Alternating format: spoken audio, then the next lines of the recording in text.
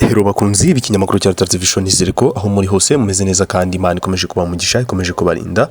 Ndizera yuko hamwe n'Imana ibintu rwose bimeze neza kandi bihagaze neza, kandi abatameze neza mukomeze kwihangana, Imana izabigenza neza kandi Imana izabisobanura. Burya uyu munsi biranga ariko ejo bigakunda, niko buri munsi muranangira mbibabwira kuko ni ibintu bituba mu buzima bwa buri munsi. Usanga abantu benshi cyangwa se bamwe na bamwe batanezerewe, ariko burya siko bizahora. Uyu munsi ibintu biba ari bibi ariko ejo burya ukabona igisubizo cyabyo. Hari umunsi bucya nawe ubwawe ukireba ukiyoberwa ukibaza nimba ari wowe cyangwa se atari wowe, bikagucanga. Uyu munsi wa none rero ntago turi buze gutinda mu magambo nk'uko mwahisemo gukurikira ikinyamakuru cya Television kuko kirasa ku ntego kandi kitajya gitinda mu bintu.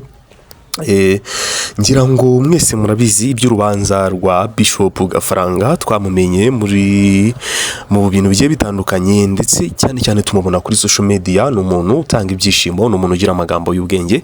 Gafaranga navuga ngo ni umugabo ukomeye, ni umugabo utajya uvugirwamo, ndetse ni umugabo wakugira inama ukayumva ndetse igafata. Kandi ikirenze kuri ibyo cyangwa se igeretse kuri ibyo nuko inama Gafaranga atanga atari za barimo arababwira gusa zimwe bababwira mu magambo, ahubwo ajya kukubwira ibintu nawe ubwe yarabishyize mu bikorwa, kuko ni umugabo w'intwari. Ni umugabo ntavuga ngo ni umugabo ukomeye, ni umugabo ufite umutima uhambaye, kandi ni umugabo ushobora kwihanganira ibyo anyuzemo byose ntibimubaho. Ni umugabo ugira urukundo. Bishop Gafaranga ntavuga ngo ni umugabo wita ku bantu, ni umugabo ukunda Imana ndetse unayubaha. Menshi mukunda kubona utuntu tw'udushuti kuri social media zitandukanye, ku ma TikTok, Facebook, Instagram ndetse na za zose, ibintu byinshi cyane za X hose abariho. Uyu munsi wa none rero ngira ngo iby'urubanza rwa Bishop Gafaranga mwese mwagiye mubyumva, mwumva ko yafunzwe kubera guhoza umugore we ku nkeke cyangwa se gushyira umugore ku nkeke, kumusaba gukora imibonano mpuzabitsina ku ngufu umugore atabishaka. Ubwo ni nko kuyikora by'agahato.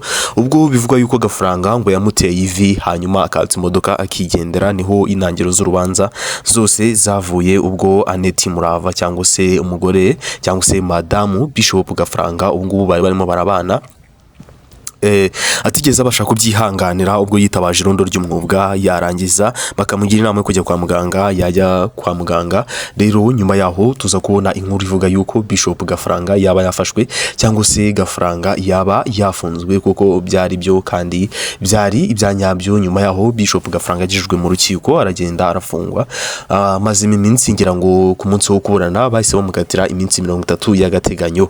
Inkuru nziza rero tuzanye uyu munsi cyangwa se inkuru idasanzwe ku bantu mukunda ikinyamakuru cya Television.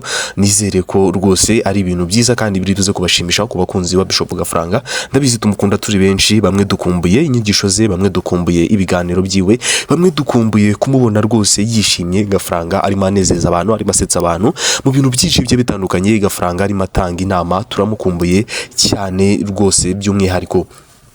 Rero mu minsi yashize ngira ngo mwabonye inkuru Annette Murava ubwe ajya kuri social media cyangwa se ku rubuga rwa YouTube, bari basanzwe bashyiraho ibintu bigiye bitandukanye rwa Annette na Gafaranga.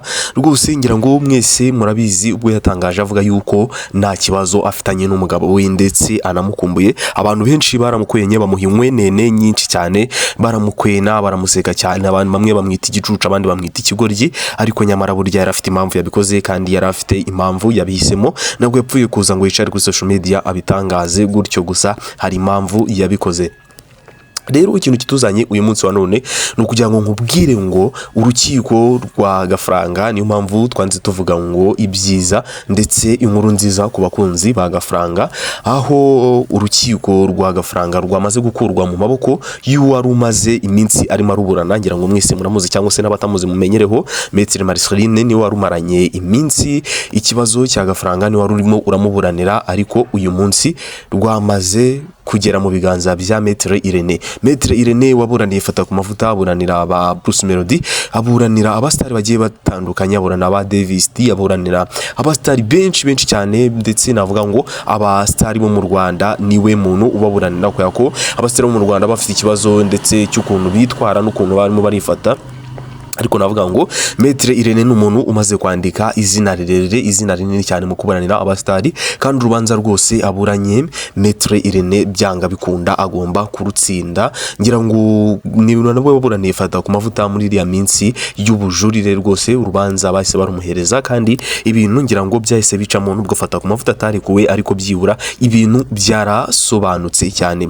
Maître Irene rero ikibazo cya gafaranga cyamaze kugera mu biganza byiwe, cyamaze kugera mu rwego ndetse navuga ngo ni mu biganza bye, kuko ubu ngubu niba ufite gufunguza gafaranga, niwe ufite kuburana neza kugira ngo gafaranga afungurwe ndetse gafaranga arekurwe.